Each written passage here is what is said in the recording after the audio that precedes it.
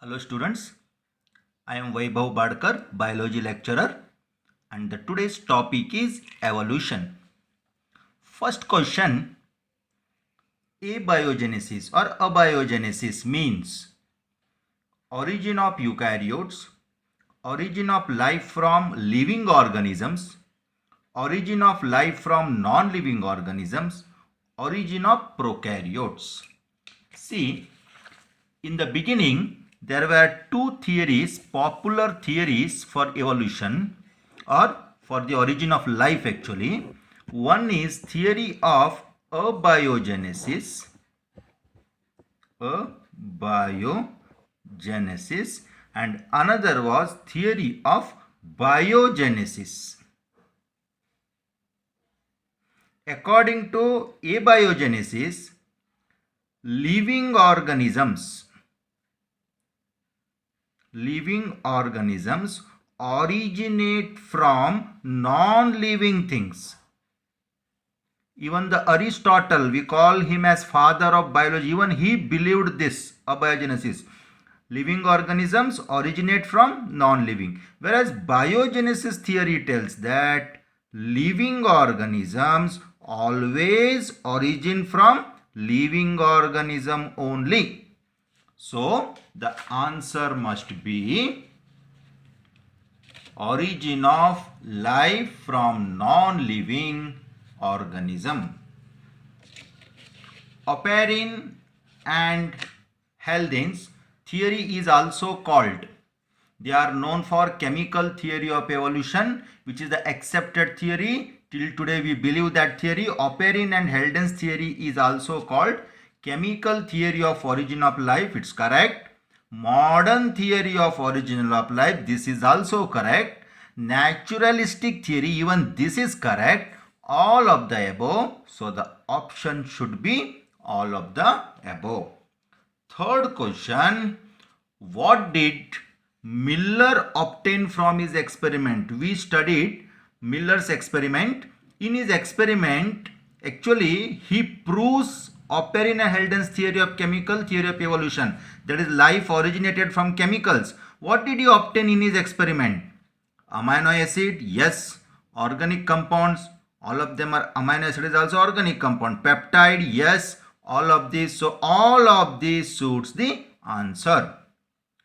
Fourth question, which of the following gas was absent in the atmosphere at the time of origin of life? See, at the time of origin of life means it is before the origin of life. We call pre-biotic atmosphere. Before any life was there on the earth, one of the following gas was absent. And let us see which is that.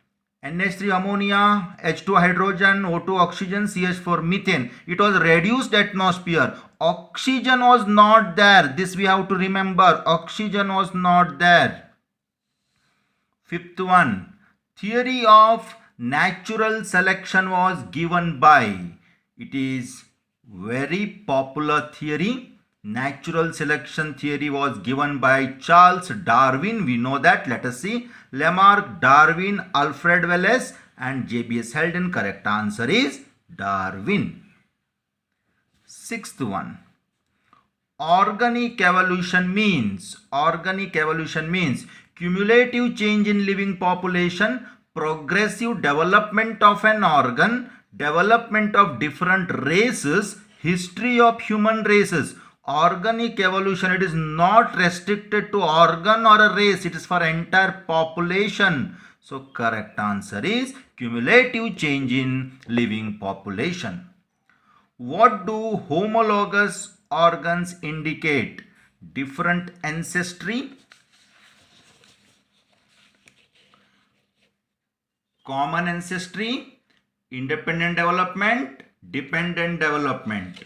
Homologous organs. Let us have look on the topic of homologous organs.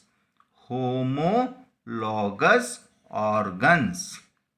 See, homologous organs are the organs with the same structure and origin, same structure, but different different function. Origin is same, function is different. I'll take simple example of 3 or 4 mammals. For example, horse, bat, and whale. Let us take our own example, human being, man.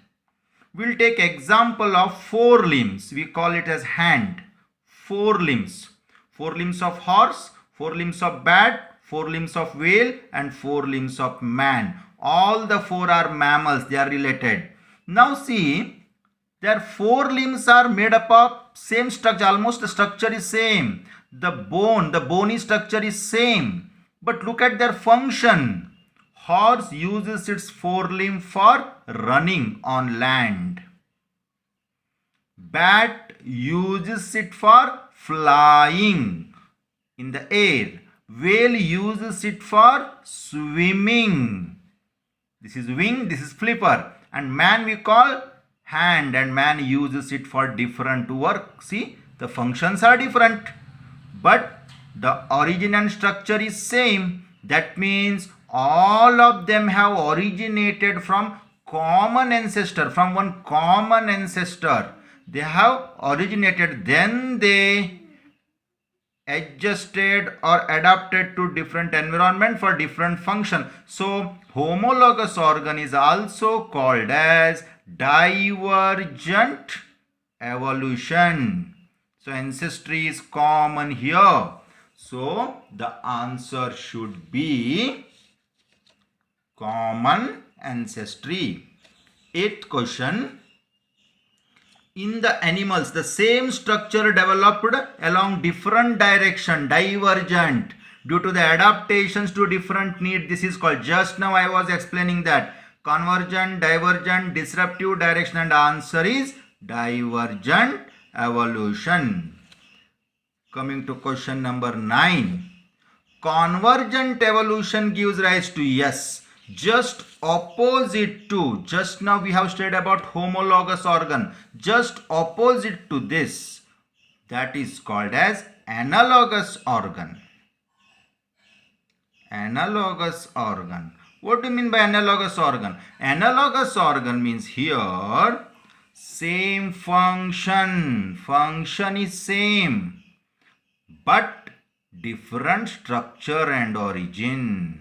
Different structure and origin. Let me explain you with one simple example. I'll take wings of bird. Wings of bird. And wings of butterfly. Wings of butterfly. Both of them are entirely different. The wings of bird is different because it is made up of bones. Whereas butterfly, it is invertebrate. There are no bones. The wings are like paper. Both of their wings, either it is wings of bird or butterfly, it is used for same purpose, for flying. So this type of organs are called as analogous organ, and for function they came together. So it is called as convergent evolution. It is convergent. Analogous, convergent. Homologous, divergent. So the answer should be convergent evolution gives rise to analogous organ, not homologous. Both A and B are none of this.